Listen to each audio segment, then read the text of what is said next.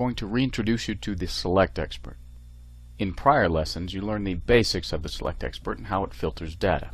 But now that we passed through the formula editor, it's time to take the Select Expert to the next level. But first, we're going to need our test environment. I've thrown together a report using the revenue transaction, the office, and the customer table. If I go to my database expert, you can see my customer, office, and revenue transaction tables, and here's how I link them.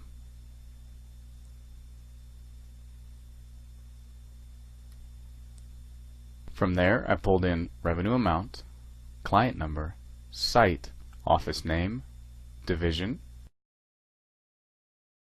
manager, and client. Using what you've learned in previous lessons, you can easily throw this together.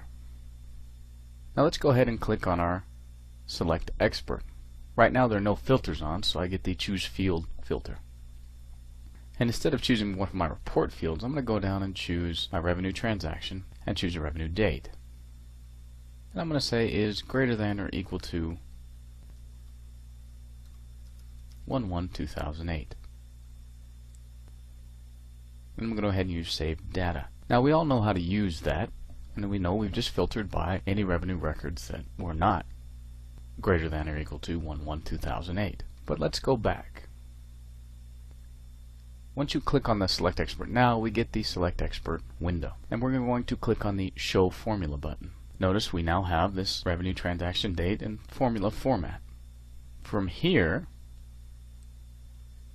we can go to Formula Editor. And this works much to the same degree as your regular formula editor, except there's a few things you can and can't do. What you're defining in the record selection formula editor is the where clause of the SQL statement. You're essentially doing Visual SQL, but you still have to follow the rules. Most SQL statements will have a where clause, otherwise it pulls everything. From here, as opposed to dragging and dropping, I can type in and then choose from my report fields, either user defined or straight from the database. And in this case, I'll say where office name equals Denver. And I'm going to save and close. Now you're still not quite done. You still have to press OK once you're out of it. In this case, I'm going to continue to use my save data. If it was something new, I'd have to refresh. Notice how I have no results that's left. If we click on the Select Expert again and click on office name, we now have a new tab. Whether you choose to use the formula editor or just use the visual features in Crystal is up to you. The question we have is, how come once we put these two filters on, we get no data? It's because they don't meet both conditions. The conditions state that it must be a revenue date of greater than 1/1/2008 and be in the Denver office. So if we go back and we change it to another office, let's say Charlotte, and then press OK, we'll go ahead and refresh the data. Now we have data.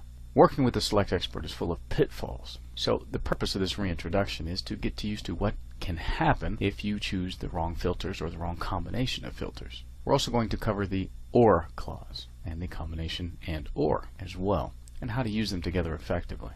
It's important to understand what you're filtering to understand what data is actually being pulled back on the report for display.